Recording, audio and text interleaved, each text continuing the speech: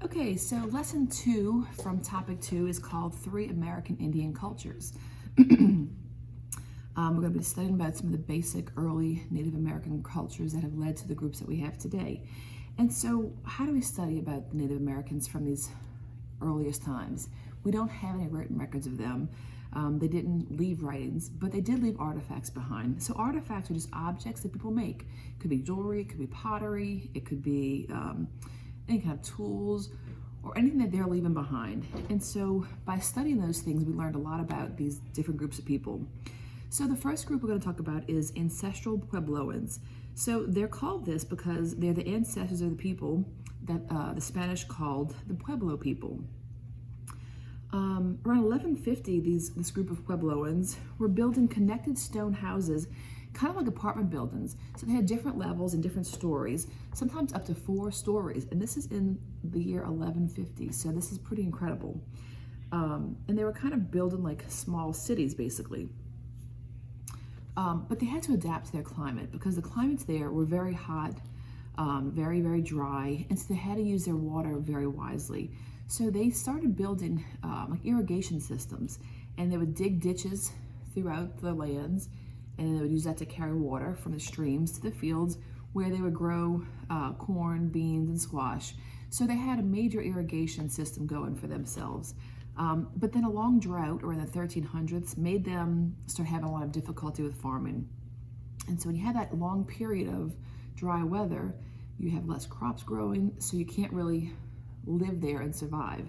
So because of this long drought and the heat and the dry weather, they had to move and go closer to water sources. So a lot of those groups started to settle near waterways and riverways,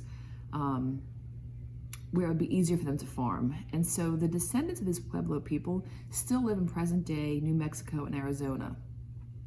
All right, the next group are the Mississippians. So this is another complex culture that started way, in the early 1000 to 1300s.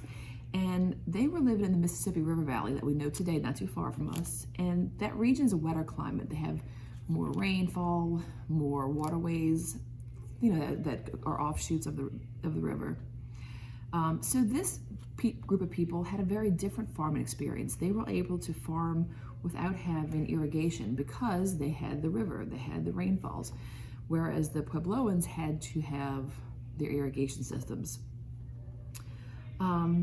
Also, like the ancestral Puebloans, they were living in large communities, but they would live in these big mounds that they built. So they built these big.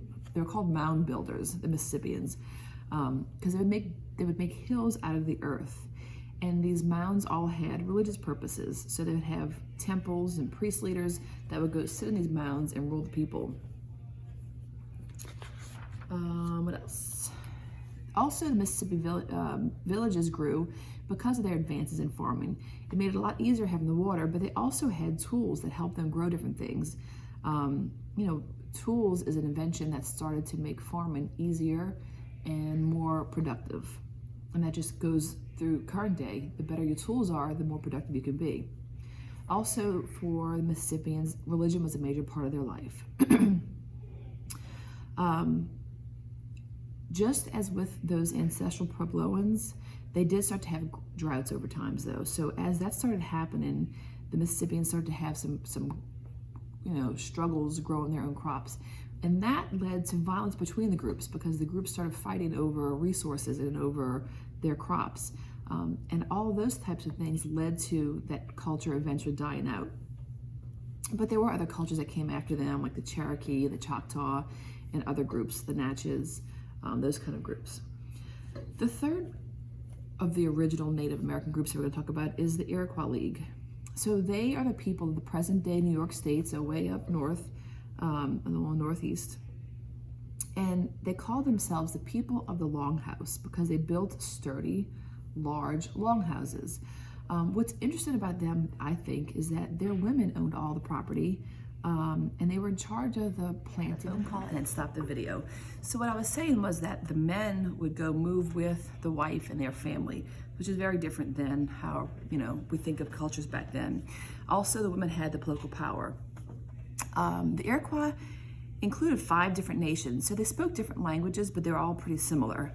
But the problem was they were frequently at war with each other. So to kind of help this and to end the fighting, they started something called the Iroquois League, which was with the groups would govern themselves, but they had a constitution for all of these different groups together.